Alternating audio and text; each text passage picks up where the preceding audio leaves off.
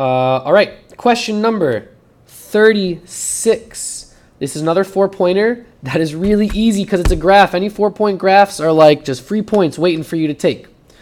Alex launched a ball into the air. The height of the ball can be represented by this equation. That's the equation we are shortly going to graph and get free points from. Ooh, not super free this time. Sorry. You'll see why in a moment.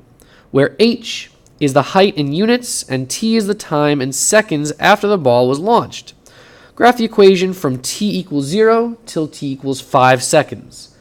After that, they want us to state the coordinates of the vertex and explain its meaning and context in the problem, blah, blah, blah. Okay, we got to start by graphing this. So we will come to our handy-dandy calculator, add a graph, and start graphing it. -8. They say t, but I have f of x, so I'm just going to do x squared plus 40x plus 5, and you'll see an issue right away, which is this graph goes way off. It does end at 5, but it's not at 6. Did they even mention it? They don't really. So you got to be careful here. If I check my Control T, if I hit Control T, check my table of values, starting at 0 seconds, I'm at 5 feet in the air. Then I go to 37, 53, 53, 37. These numbers are large, right? I don't have 37 boxes here, do I? 1, 2, 3, 4, 5, 6, 7, 8, 9, 10, 11, 12, 13, 14, 15, 16, 17, 18, 19, 20. I have 20 boxes, and I need to go all the way up to 53. So let's see. If I count by 2's, 20 boxes times 2 would get me 40. 2's no good. If I count by 3's, 3 times 20 gets me 60. That's right. That's good. You count by 5's, I guess it's okay too. But I'm going to count by 3's because I think it's going to make the prettiest graph. So we got to label our own units. 3, 6, 9, 12, 15, 18, 21, 24, 27, 30. Hey, I didn't make a mistake. I made it to 30. 33, 36, 39, 42, 45. If I get a 60, I didn't make a mistake. 48, 51, 54. Oh, thank goodness. 57, 60. Fantastic. I went by 3's. Got all the way up to 60, which is good because 53 is the highest point I see. Time in seconds. I want to go for 5 seconds, and there's way more than 5 here.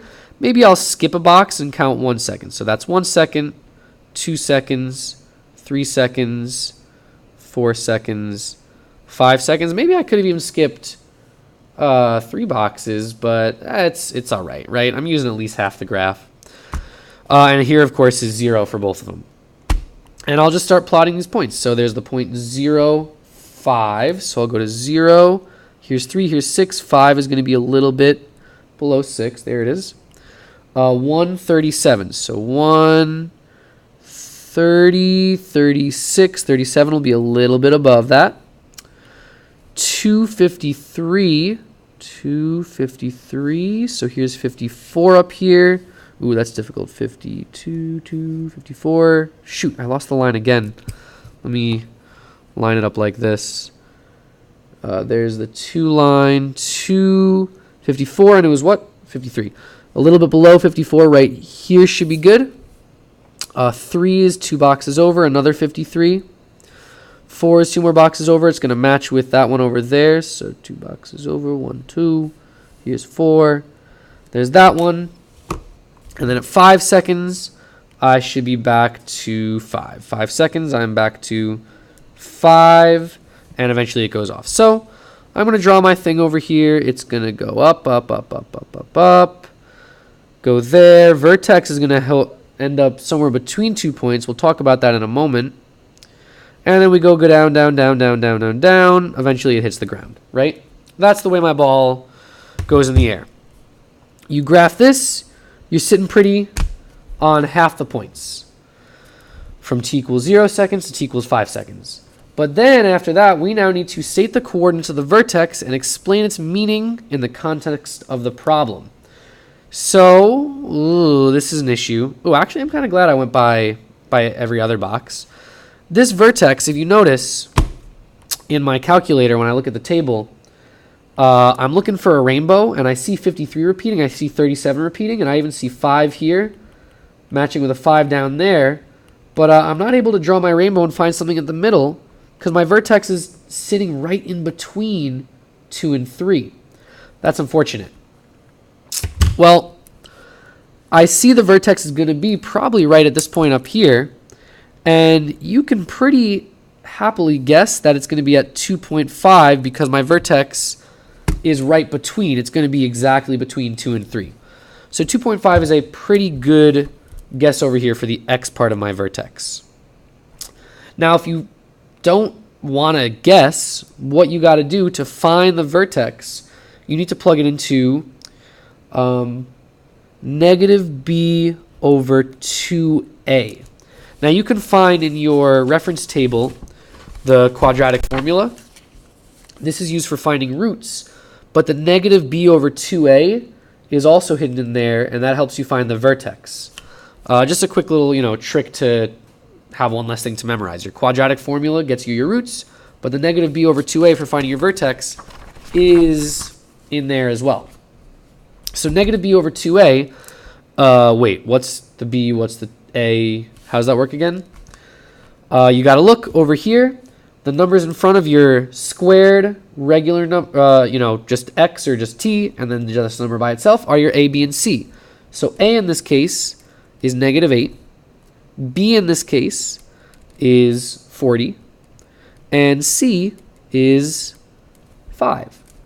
So that's my A, B, and C. I only need B and A. So I'm going to plug in. This would really become negative 40 because B was 40 over 2A over 2 times A is negative 8.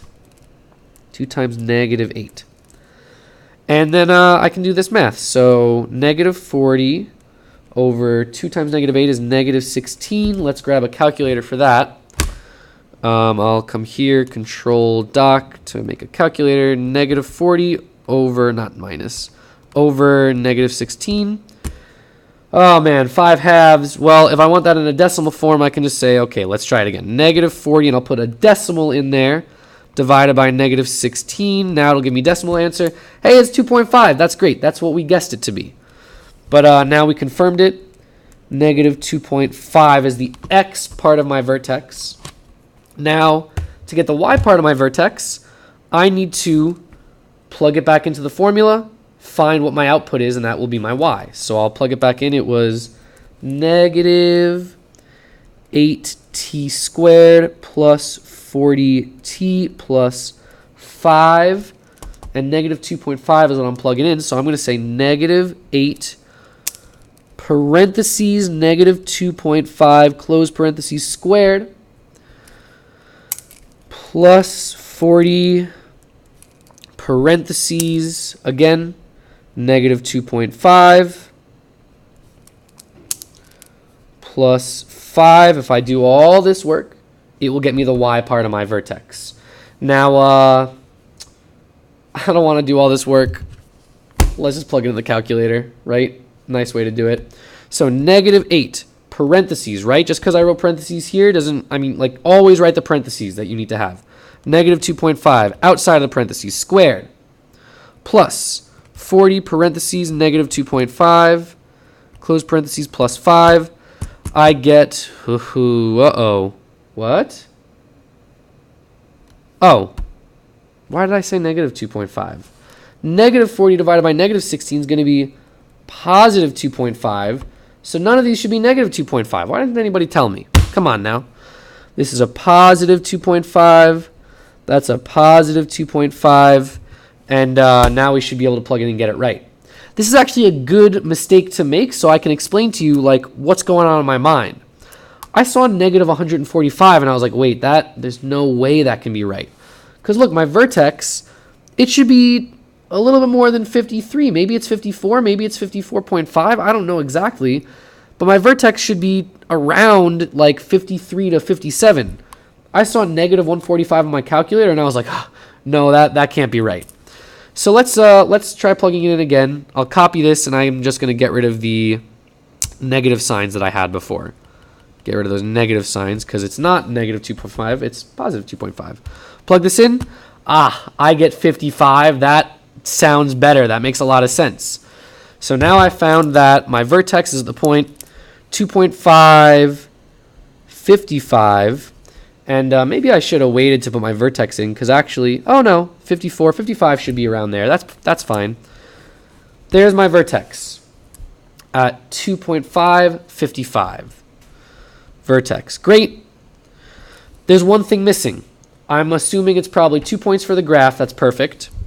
Another point for a perfect vertex, but then you need to explain its meaning. And you might kind of begrudge this. You might say, oh, I need to do more. But a really cool thing about this is if you forgot how to get the vertex, you can still get a point by just explaining the meaning. You should know, oh, it's a ball. It's going in the air. The vertex is here. The vertex is the highest the ball gets, and it's the point where it stops going up and starts going down. Even if you don't remember all this math, you don't remember negative b over 2a, you can still explain the meaning of the vertex and still get a point for that. So that's actually a nice thing that they give you there. So again, the vertex, it's this point here, 2.5, 55. And I know the vertex. In this case, we're talking about a ball getting launched in the air. The vertex it's the highest that the ball goes. Vertex is, I might want to say, vertex is the highest that the ball goes, and the moment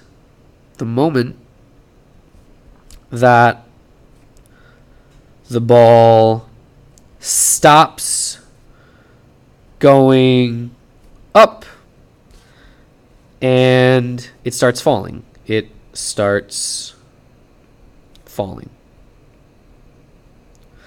That's it. Full credit for the graph, the vertex, and an explanation.